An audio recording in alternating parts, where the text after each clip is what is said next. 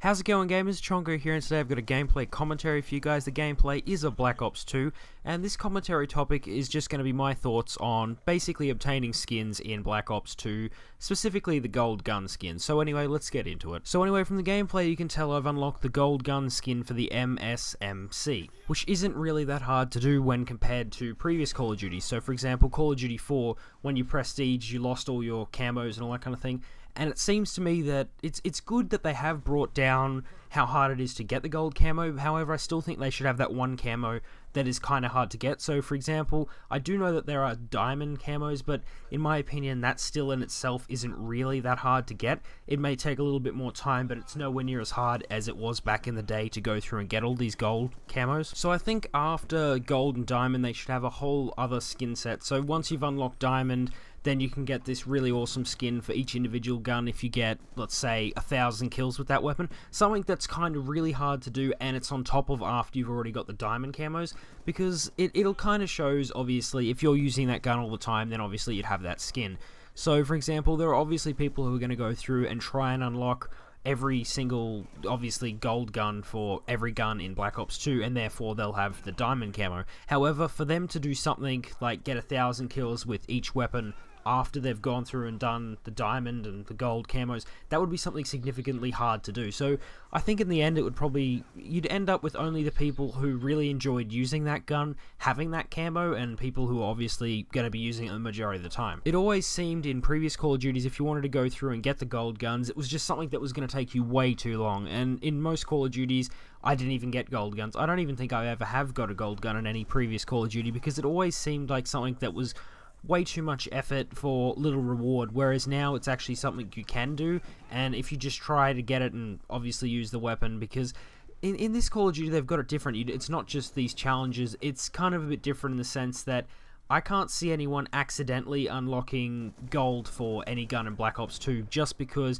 you have to get like 150 kills, I think it was, without any attachments, and 150 kills without any perks. And I mean, who doesn't set up a class with perks? I know there are some people that do that, but it's kind of hard to accidentally get this one, so you sort of have to go out of your way to go and get this gold gun. However, it's a lot easier to do than in previous Call of Duties. Actually, thinking back on it, it's kind of strange that they haven't added any DLC to unlock a new camo with a gun or something, because obviously map packs are where people are going to want to keep playing the game when they've got something fresh to play. But I mean, that's another thing for, like, for example, if they unlocked a new skin or camo that would say, okay, you need to get 300 kills with this weapon and you would unlock it, I think that would probably promote people to play the game more. I'm just sort of surprised that they haven't done that. Maybe that's something they'll plan to do in previous Call of Duty, so when they release a DLC, they'll chuck in a new challenge for a gun or something like that to basically keep the game fresh, and yeah, as well as obviously with the new maps, something a little bit different to change your gun and how the game looks. It kind of feels,